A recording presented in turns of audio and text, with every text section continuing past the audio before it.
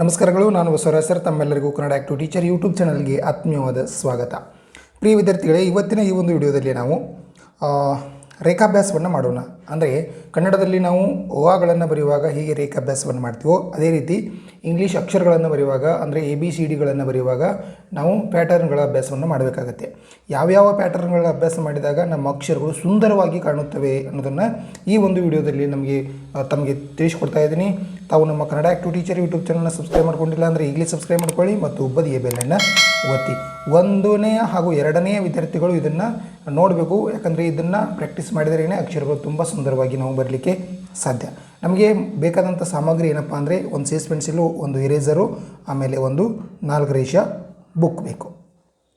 ಇಲ್ಲಿ ಮೊಟ್ಟ ಮೊದಲು ನಾವು ಈ ಲೈನ್ಗಳ ಬಗ್ಗೆ ತಿಳ್ಕೊಳ್ಳೋಣ. ಇಲ್ಲಿ 4 ಲೈನ್ಗಳನ್ನು ಕೊಟ್ಟಿದ್ದಾರೆ. 1, 2, 3, 4. ಈ 4 ಲೈನ್ಗಳಲ್ಲಿ ಕೇವಲ ನಾವು ಇವಾಗ 3 ಲೈನ್ಗಳ ಬಗ್ಗೆ ಅಭ್ಯಾಸವನ್ನು ಮಾಡೋಣ. ಈ ರೇಖಾಭ್ಯಾಸ ಮಾಡುವಾಗ ಮತ್ತು ಅಲ್ಫಾಬೆಟ್ಗಳನ್ನು ಬರೆಯುವಾಗ ನಾವು ಹೆಚ್ಚಾನೆಚ್ಚು 3 ಲೈನ್ಗಳನ್ನು ಉಪಯೋಗ ಮಾಡ್ಕೋತೀವಿ. ಅದಕ್ಕೆ ನಾನು ಈ 3 ಲೈನ್ಗಳ ಬಗ್ಗೆನೇ ಹೇಳ್ಕೊಡ್ತಾ ಇದ್ದೀನಿ. ಮೊಟ್ಟ ಮೊದಲಿಗೆ ನಾವು ಈ ಪ್ಯಾಟರ್ನ್ಗಳನ್ನು ಅಭ್ಯಾಸ ಮಾಡುವಾಗ 1ನೇ ಪ್ಯಾಟರ್ನ್ ಬರುತ್ತೆ, ಅದು ಸ್ಟ್ಯಾಂಡಿಂಗ್ ಲೈನ್ ಅಂಥೇಳಿ. ಇಲ್ಲಿ ನೋಡಿ, ಸ್ಟ್ಯಾಂಡಿಂಗ್ ಲೈನ್. ನಾನು ಕೇವಲ 3 ಗೆರೆಗಳನ್ನು ಇಲ್ಲಿ ಬಳಕೆ ಮಾಡಿದ್ದೀನಿ. 1, 2, 3. ಹೌದಾ? Standing line, standing line, standing line, standing line. ಹೌದಾ? ಇದೊಂದು ಸ್ವಲ್ಪ ತಪ್ಪು. ನೀವೇನು ಮಾಡಬೇಕು, ತಪ್ಪಾದರೆ ಈ ರೀತಿಯಾಗಿ ಇರೇಸರ್ನಿಂದ ಅಳಿಸಿ ಹಾಕಿ ಈ ರೀತಿಯಾಗಿ ಸ್ಟ್ಯಾಂಡಿಂಗ್ ಲೈನನ್ನು ಬರೀಬೇಕು. ಹೌದಲ್ವಾ? ಇದೇ ರೀತಿಯಾಗಿ ತಾವು ಮನೆಯಲ್ಲಿ ಒಂದು ಸ್ಟ್ಯಾಂಡಿಂಗ್ ಲೈನ್ದು ಏನಿಲ್ಲ ಅಂದರೂ ಒಂದು 10ರಿಂದ 20 ಪೇಜ್ ಪ್ರಾಕ್ಟೀಸ್ ಮಾಡಬೇಕು. ಹೌದಾ? ಈ ರೀತಿಯಾಗಿ standing line, standing line, standing line, standing line, standing line ಅಂಥೇಳಿ 10ರಿಂದ 20 ಪೇಜನ್ನು ಪ್ರಾಕ್ಟೀಸ್ ಮಾಡಬೇಕು. ಈ ರೀತಿ ಮಾಡೋದಲ್ಲ. ಇಲ್ಲಿ ನೋಡಿ, ಈ ಥರ ಚುಕ್ಕೆ ಇಟ್ಕೊಂಡು ಆ ರೀತಿ ಈ ಥರ ಮಾಡೋದು ಇದು ತಪ್ಪು. ಈ ರೀತಿ ಮಾಡೋದಿಲ್ಲ. ಆಮೇಲೆ ಈ ಥರ ಲೈನ್ ಹೇಳೋದು, ಈ ಥರ 2-3 ಸರಿ ಅದನ್ನು ತಿದ್ದೋದು, ಇದು ತಪ್ಪಾಗತ್ತೆ. ಹೌದಾ? ಈ ಲೈನ್ ಎಳೆಯುವಾಗ ಈ ಥರ ಎಳೆಯುವುದು ಅಥವಾ ಈ ಥರ ಬರೆಯುವುದು ಇದು ಕೂಡ ಏನಾಗುತ್ತೆ, ತಪ್ಪಾಗತ್ತೆ. ಈ ರೀತಿ ಮಾಡೋದಿಲ್ಲ. ಸ್ಟ್ಯಾಂಡಿಂಗ್ ಲೈನ್ ಅಂದರೆ ಸರಳವಾಗಿ ನೇರವಾಗಿ ಸ್ಟ್ಯಾಂಡಿಂಗ್ ಲೈನ್. ಈ ರೀತಿ ತಾವು ಮನೆಯಲ್ಲಿ 10 ಪೇಜರಿಂದ 20 ಪೇಜ್ ಪ್ರಾಕ್ಟೀಸ್ ಮಾಡಿದರೆ ಈ ಲೈನ್ ತುಂಬ ನಿಮಗೆ ಸರಳವಾಗಿ ಬಂದುಬಿಡುತ್ತೆ. ನಾಳೆಯ ದಿನ ಇಂಗ್ಲೀಷ್ ಬರೆಯಲಿಕ್ಕೆ, ಅಕ್ಷರಗಳನ್ನು ಬರೀಲಿಕ್ಕೆ, ಶಬ್ದಗಳನ್ನು ಬರೀಲಿಕ್ಕೆ ತುಂಬ ಸರಳವಾಗುತ್ತೆ. ಇನ್ನು ನೆಕ್ಸ್ಟ್ ಬರುತ್ತೆ ಸ್ಲೀಪಿಂಗ್ ಲೈನ್ ಅಂತೇಳಿ. ಇಲ್ಲಿ ನೋಡಿ, ಸ್ಲೀಪಿಂಗ್ ಲೈನ್. ಸರಳವಾಗಿ ತಾವು ಸ್ಲೀಪಿಂಗ್ ಲೈನನ್ನು ಹೊಡಿಬೇಕು. ಸ್ಲೀಪಿಂಗ್ ಲೈನ್ ಈ ರೀತಿಯಾಗಿ sleeping line, sleeping line, sleeping line, sleeping line. ಈ ರೀತಿಯಾಗಿ ಒಂದು 10ರಿಂದ 20 ಪೇಜ್ನು ಪ್ರಾಕ್ಟೀಸ್ ಮಾಡಬೇಕು. ಇಲ್ಲಿ ಕೂಡ ನಿಮಗೆ ಹೇಳ್ಕೊಡ್ತಾ ಇದ್ದೀನಿ. ಈ ಥರ ಚುಕ್ಕೆ ಇಟ್ಕೊಂಡು ಈ ಥರ ಜಾಯಿನ್ ಮಾಡೋದು ಅಥವಾ ಈ ಥರ ಮಾಡೋದು ಇದು ಎಲ್ಲ ಏನಾಗುತ್ತೆ, ತಪ್ಪಾಗತ್ತೆ. ಅಥವಾ ಮತ್ತು ಈ ರೀತಿ ಮಾಡೋದು ಇದು ಕೂಡ ತಪ್ಪಾಗತ್ತೆ. ಒಂದೇ ರೇಷೆಯಲ್ಲಿ ಒಂದು ಸರಿ ಎಳೆದ್ಬಿಡೋದು. Sleeping line, sleeping line, sleeping line. ಇದನ್ನು ಕೂಡ ತಾವು 10ರಿಂದ 20 ಪೇಜನ್ನು ಪ್ರಾಕ್ಟೀಸ್ ಮಾಡೋದು. ಓಕೆ. ಇನ್ನೂ ಆದಮೇಲೆ ಬರುತ್ತೆ ರೈಟ್ ಓಪನ್ ಕರ್ವ್ ಅಂಥೇಳಿ. ರೈಟ್ ಓಪನ್ ಕರ್ವನ್ನು ಕೂಡ 3 ನಾವು ರೇಷೆಯಲ್ಲಿ ಬರೀಬೇಕು. ಈ ರೀತಿ right open curve, right open curve, right open curve, right open curve. ಹೌದಾ? ಇದನ್ನು ಕೂಡ ತಾವು ಒಂದು 10ರಿಂದ 20 ಪೇಜ್ ಪ್ರಾಕ್ಟೀಸ್ ಮಾಡಬೇಕು. ಆಮೇಲೆ left open curve, left open curve, left open curve, left open curve, left open curve. ಇದನ್ನು 10 ಪೇಜು, ಇದನ್ನು 10 ಪೇಜು ಪ್ರಾಕ್ಟೀಸ್ ಮಾಡ್ಬೋದು. ಇನ್ನು ಬರುತ್ತೆ up open curve. Up open curve ಇಲ್ಲಿ ನೋಡಿ, up open curve, up open curve, up open curve, up open curve. ಇದನ್ನು ಕೂಡ ತಾವು 10 ಪೇಜ್ ಪ್ರಾಕ್ಟೀಸ್ ಮಾಡಬೇಕು. ಇನ್ನು down open curve, down open curve, down open curve, down open curve, down open curve. ಇಲ್ಲಿ ನೋಡಿ, ನಾನು ಕೇವಲ 3 ಗೆರೆಗಳನ್ನು ಉಪಯೋಗ ಮಾಡ್ಕೊಂಡಿದ್ದೀನಿ. 1, 2, 3. ಹೌದಾ? ಇಲ್ಲಿ ಕೆಳಗಡೆನೂ ಟಚ್ ಆಗಬೇಕು, ಮೇಲ್ಗಡೆನೂ ಟಚ್ ಆಗಬೇಕು. ಹೌದಾ?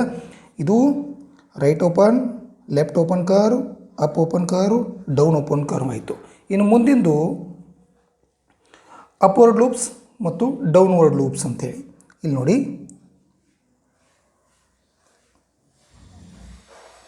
ಈ ರೀತಿಯಾಗಿ ಅಪ್ವರ್ಡ್ ಲೂಪ್ಸ್ ಇದು, ಹೌದಾ?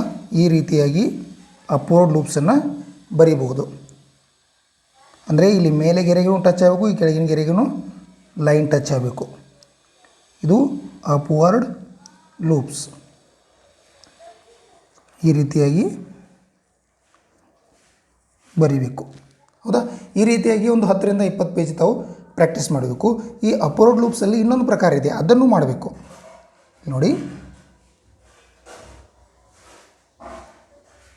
ಈ ರೀತಿ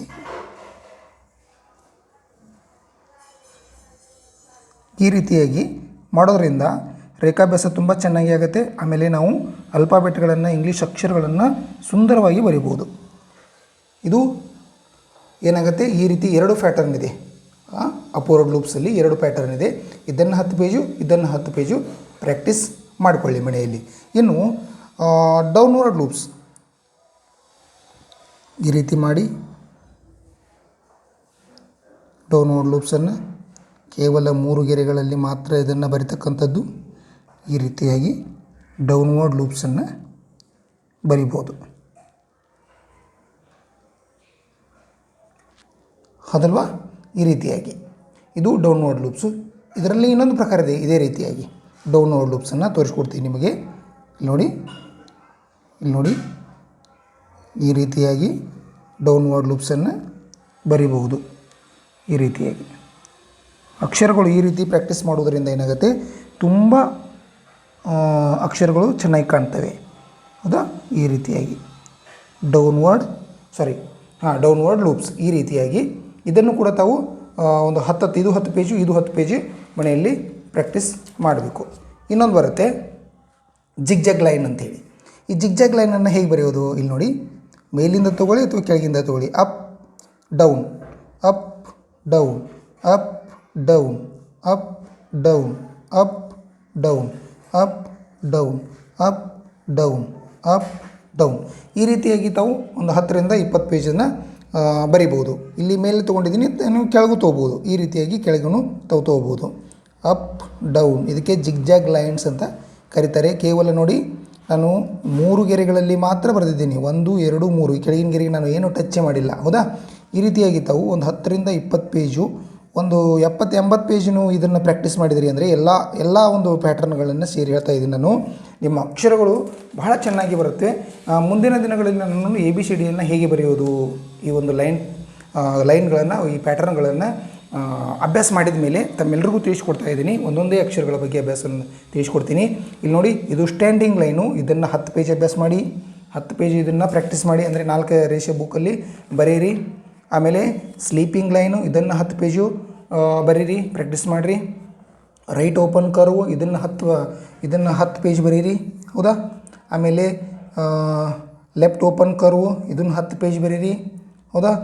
ಅಪ್ ಓಪನ್ ಕರ್ವ್, ಇದನ್ನು 10 ಪೇಜ್ ಬರೀರಿ. ಡೌನ್ ಓಪನ್ ಕರ್ವ್, ಇದನ್ನು 10 ಪೇಜ್ ಬರೀರಿ, ಹೌದಾ? ಅಪ್ವರ್ಡ್ ಲೂಪ್ಸ್, ಇದು 10 ಪೇಜ್ ಬರೀರಿ. ಇದು ಒಂದು ಅಪ್ವರ್ಡ್ ಲೂಪ್ಸ್ ಇದೆ, ಇದನ್ನು 10 ಪೇಜ್ ಬರೀರಿ. ಇದು ಡೌನ್ವರ್ಡ್ ಲೂಪ್ಸ್ ಇದೆ, ಇದನ್ನು 10 ಪೇಜ್ ಬರೀರಿ.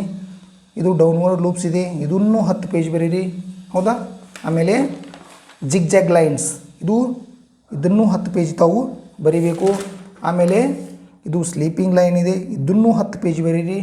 ಆಮೇಲೆ ಇದು ಸ್ಟ್ಯಾಂಡಿಂಗ್ ಲೈನ್ ಇದೆ, ಇದನ್ನು 10 ಪೇಜ್ ಬರೀರಿ. ಟೋಟಲ್ ಆಗಿ 10, ಇದು 20, 30, 40, 50, 60, 70, 80, 90, 100. ಆಮೇಲೆ ಇದು 10, 110 ಪೇಜ್ ಈ 2 ದಿನಗಳಲ್ಲಿ ತಾವು ಬರೀಬಹುದು. ತುಂಬ ಸರಳವಾಗಿದೆ, ನಿಮಗೆ ತಿಳಿಸ್ಕೊಟ್ಟಿದ್ದೀನಿ.